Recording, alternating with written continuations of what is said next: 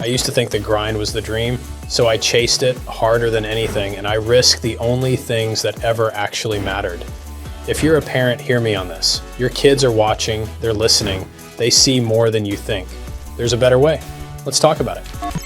Say when the business was running, Dad, it was sitting in the car for 3 hours when you get home, calling people, and then come inside, eat your food, then go sit in your office and keep calling people. So I think it was just a non-stop, and then if he wasn't working, he was probably pissed off because something was going wrong, and then he would start working again. So I say that's how it was whenever business was running him. Whenever the business was running him, you could definitely see it in, I guess, the way he talked or his personality is usually a bit more on edge or exhausted, especially being in the office or coming back from a long day of work. It was almost like, I wouldn't say it was hard to see the real dad, but I guess the moments were definitely more rare. But I think it also made me treat those moments more precious. Yeah, I mean, I would say this, if we're able to be vulnerably transparent, working a lot of hours and working my tail off, I used to have a lot of pride with it. Now I simply have more shame with it. Meaning as I remember there's 3 occasions that I'm really not proud of myself. And one of them was, it was a snow day. They were both home from school. And the roads were icy, and they wanted to go sledding around in the neighborhood. And it was like a Wednesday or a Thursday or something like that. And they, I'd sent their mom, Nikki, to go take them sledding, and I drove into work. And when I drove into work, I was driving down the highway to work, and I was probably going a little bit too fast than what I needed to do. And I started spinning on the ice, spinning on the ice, spinning on the ice. And my car ended up in a ditch, and to the left of the interstate. And I never even told him that story, but I felt so ashamed sitting there with a tow truck being able to pull me out, because all my kids wanted to do is go sledding. And all I want to do is get in the office to get more work done. One of the biggest mistakes I feel like I've made in my adult life that I would love my children to learn differently from is the massive ego that I had with a high level of pride of being the hardest working person in the room. I used to brag about working 80-hour work weeks. I used to brag about working 100-hour work weeks. I used to brag about working 7 days a week. And what you realize really quickly is that is playing checkers in business. The people that are really successful playing chess in business have 3 levels of leverage where they make an income off the team that they build, the systems that they build, and the technology that they've been able to build, which gives them their time back. I didn't learn that until probably my early 40s. That's one thing I really hope that I've instilled in them at the age of 20 and the age of 19 is you've got to build a business that you have to go from doing the best you can do to doing it the best way it can be done. I think the way, in the office, I can definitely see, 24/7 mindset, working its magic. It's this saying, work smarter, not harder. I think that's just, the definition of it, the way to sum it up in, a couple of words. I think once you get to that point where it's, you can start to see it, I think the efficiency is definitely something that's very apparent here. I would say 24/7 mindset means to me is how when I was growing up, it was I'd come home from school, my mom would be home, my dad would still be at work, I'd probably go play golf or something, he'd come home late, and I'd say once he got all of the work done, the 24/7 mind, actually put it into place, then he'd be home on a random Tuesday night at 4 and say, hey, let's go to the range or let's go play when I'm done with school, which was very rare to happen. So I'd say that's what happened once he got the 24/7 mindset in place. I mean, to me, there's 2 very proud moments with each one of them. One was, it was Tuesday, Wednesday, or Thursday or something like that, and Braden is an early release, so he got out of school, this is high school, he got out of school at 1 o'clock. And he comes home, and I was already home from the office. And he was Dad, like, what do you do at home? Like, well, I got my work done and I'm here and I'm gonna go play golf. The second really proud moment was when you're not working a bazillion hours in a day, you can become a better, more patient father. And one thing Alex told me once was probably like 3-4 years ago, maybe 2 years ago. He had said, when you used to get in trouble, I would yell, or when you used to get in trouble, I would raise my voice. But now when you get in trouble, which is like daily, when you get in trouble now, I sit down to teach you a lesson. I sit down to talk it through with you. I think it's so much easier to be more patient as a father when you're more present as a father. That's something I massively made a mistake with. I was not patient, which translated to me not being present as a father, but building a 24/7 mindset framework and prioritizing and being able to get business from CPAs, financial advisors, family will attorneys, insurance agents, instead of just simply only from realtors, gave me back my time, because all these other financial advisors out there, they don't work evenings and weekends. But 99.9% of loan officers go after realtors that, guess what, they work evenings and they work weekends. So that's how I'd want to encourage each one of you to focus on building that 24/7 mindset framework so you can have a quality of life, not just a quality of business. What I understand now in the business that I couldn't see when I was a kid was probably honestly how much work it is. I thought it was Why else like do you come here? a couple of, well, at least for Dad, like in that side of the business, like with the loan side and all that, I thought it was, you just go in, call a couple people, more paperwork than anything, but it's definitely a lot more than I thought it would be. That's one of the things I saw. Yeah, I think being here a lot, what I've noticed, it's like, I guess whenever I walk past his office, it's a lot of grueling work. Sometimes I'll take a couple bathroom breaks. Every single time, without fail, he's on the phone, he's doing something in a meeting, on a Zoom, whatever. It's just like, I mean, he showed me his calendar a couple times, and it's like, maybe like a 5-minute break every 3 hours, and it's a lot of work. Those 5 minutes are spent on Instagram. He's a very implement guy, so if he teaches you something and you don't implement it, then he's like, you just wasted 10 minutes of my life, and then we'll keep hounding you until you implement it, which is also a good thing. So I think that's one of the things I would say that I got from you. I'm raising entrepreneurs, not wantrepreneurs. Watching my dad work, I think it's helped me learn a lot more, especially because, I mean, it's one thing to like read it from a textbook, but that way you're only learning it one way, and it's just what the author wrote down. But I think whenever it's like my dad, I get like that almost first-hand experience. It's because he also knows like the way I learn and the best way to teach it towards me, just so it's fully ingrained in my mind and I know how to apply it. I think it's 120 times more effective than if I read it in a book or watched a YouTube video. Yeah, I mean, as a father, I think when I'm coaching clients or coaching loan officers, it's completely different than coaching your own children, simply because you're emotionally not connected to the outcome when you're coaching a client or when you're coaching a loan officer, because at the end of the day, their opportunity is their responsibility. However, when I'm coaching both my sons or investing in both my sons, their opportunity is my responsibility. I've got to build the foundation for them to be able to want to grow and scale. And if they wanted to be a teacher, if they wanted to be a painter, one thing I've probably instilled them, go out there and be the best teacher or the best painter that you can be. You don't need to be in mortgage if you don't have a passion for mortgage. Like, I can see Braden following my footsteps and being a partner with me in the business here one day, where I see Alex want nothing to do with the business because he wants to chase his dream about mechanical engineering. And my whole point of it is like, Alex, go chase your dream, go work somewhere for the next 5-10 years as a mechanical engineer. I've got a stockpile of cash.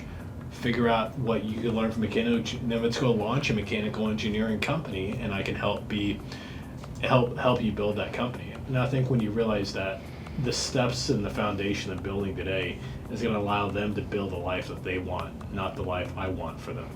It was comical. It was the other day. So Braden had 264 outbound dials to my database, and there's a bonus that you get if you get 5 annual mortgage reviews in one day. And he texts me, and it was like 5:30 on a Friday. And he texts me, he goes, I said, you ready to go? We're carpooling to work. And he goes, I said, you ready to go? It's like 5:30, let's get out of here. And he goes, Dad, I'm at 8, I gotta get to 10. He had 8 appointments in one day. How many loan officers don't even get one? He had 8 appointments in one day, making 260 outbound dials, and he wanted to get to 10. This dude kept me here until 6:45 on a Friday night until he got the last 2 appointments again, and I got 10 appointments in one day. Oh, you had to stay at work a little I longer. know. Like, how am I supposed to be living the 24/7 mindset lifestyle when you keep me here almost till 7 o'clock on a Friday? Well, now the next day you could have got out a little earlier. Yeah. Yeah, I think starting young with like the framework like already being put into place, it's almost like a double-edged sword. Because I feel like even though like we get kind of like that head start almost, we weren't really there to, I guess, like get our teeth kicked in or like have those mistakes made or make those mistakes and like being able to learn from them. It's almost like learning from them secondhand. Yeah, but I mean, I'd also say back is, I mean, let's just call a spade. You were born on third base. Yeah. And if you're born on third base, but that doesn't mean you just got to go from third base to home plate. You can you can go all the way around again. You can go around 5 more times. And I think my biggest point of like the reason why I've worked so hard is to build a foundation for you both. And now it's y'all's responsibility to build the first floor, the second floor, the third floor, all the way to the Empire State Building. I'd say starting young and having a framework already put in place, I think, is definitely an advantage. But then it definitely comes with disadvantages just because for him to put that framework in place, those are experiences that he's lived and he's gone through the trial and error. And so I think it's definitely an advantage, but it could just throw off some certain things that he's experienced, but I haven't. And he knows how to get past some things, and I probably don't. So that's what I would say. My response to that would be that, yes, if something breaks, I know how to fix it because I've built every inch of it. But you walked in my office yesterday, and there was like 800 resumes on my desk, and I was going through one by one that was printed, put on my desk, and your response was like, Dad, why don't you use AI? They could read these and tell you exactly what you want, and then give you the short, concise list. So just because I've built the foundation, I know where every brick goes, doesn't mean you can't come in and reshape each brick. Make the brick smarter. Make the brick faster. Make the brick bigger. And I think with what I love so much about you guys, with you, before thinking the technology savviness, there's so much more value you can bring that just, I mean, rocket fuel is everybody's success. People ask me all the time, like, talk to me about your purpose. What's your why? What's a legacy you want to leave behind? And my answer is probably not the best scientific answer, but you know, at the end of the day, the person that's asking me are not my children, not my 2 sons. And when other people are asking me about my why outside of my family, like, none of that matters. And their opinion of me does not matter to me. My legacy and who I am and that my why and my purpose is 1000% dictated by, are these 2 young men proud to call me their father? Are these 2 young men proud that I've been successfully married faithfully to their mother for 21 years? Are these 2 young men proud of who I am as a person? If the answer is yes there, then my legacy in their eyes, my purpose in their eyes, my why in their eyes is the only thing that matters. I'm proud because no matter what, he'll always keep fighting, whether it's for him or for the family. He'll never give up, and I think that's one thing I'm very proud of for him. I think my most proudest moment of, I guess, to be the son of my dad, where were we? I'm trying to think. Anyway, we were playing pickleball the day before, and he tries to hit the ball, goes down, ruptures his Achilles, and then I remember the next day he's up on stage, he's doing what he planned to do, he's doing like what he set out to do, speaking in front of, how many people was it? Thousands of people. And it was just kind of like, he doesn't let anything get to him, and I was just really, I'd say jaw-dropping for sure. I mean, I think at the end of the day, I learned very quickly. The boys are probably like 12, 13 years old. And somehow they got smarter and I got stupider. And what I mean by that, they stopped doing what I said. And they only did what I did. So I set out to always do for me to always do what I wanted them to do. And that have integrity in, if you say you're going to do something, you have to do it. Just because I ruptured my Achilles, just because I couldn't walk, just because I was in immense pain, doesn't mean that I'm going to go let down my commitment of speaking in front of thousands of loan officers. The impact, those people paid to come see me speak. Those people paid and left their families and left their homes to come see me speak. I had to perform that day, and that's the makeup of integrity in your craft. Something that I'd say to my dad if got a time machine, I traveled back 10, 15 years ago, is basically big hug and a thank you for all like the sacrificing, the unseen hours at the office that, I mean, back then we didn't really know of, but I think now we kind of get like the full picture of, but just, thank you. Yeah, I would agree with Alex, definitely. Just thankful, or tell him that we are thankful for him, and that even though you don't think we know, but we now know what you did for us and all those hard times that you sacrificed.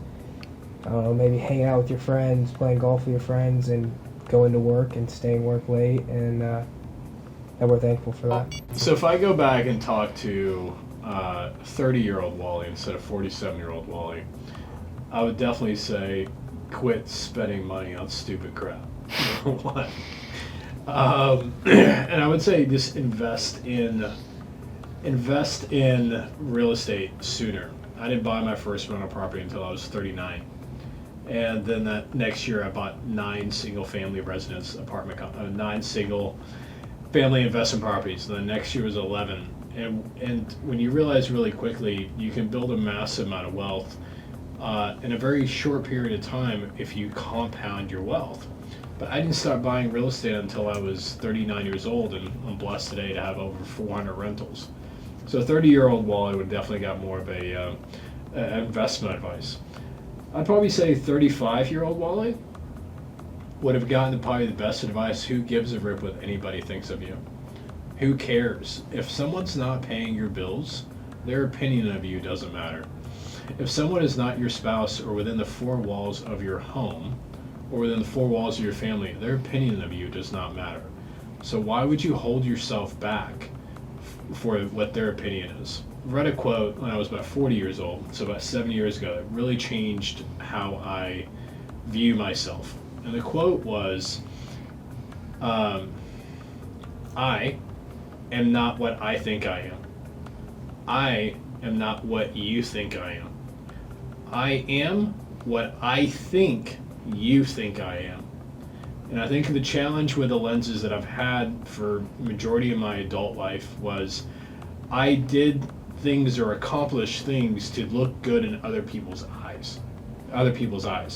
Once I realized other people's opinions of me didn't matter, and the only opinion of me that mattered was me, it was like you're letting go the shackles. Then you launch the mortgage business. Then you launch the book. Then you launch the academy. Like, what business did I have to be about being an author? What framework, what experience did I have? I read 27 books about how to be an author before I wrote my own first book. And when you look at that, the thirst for knowledge would have been chopped down at the knees if I cared what other people thought of me. So if you're watching this, and I just encourage you, no one's opinion of you matters. Only your opinion of you matters.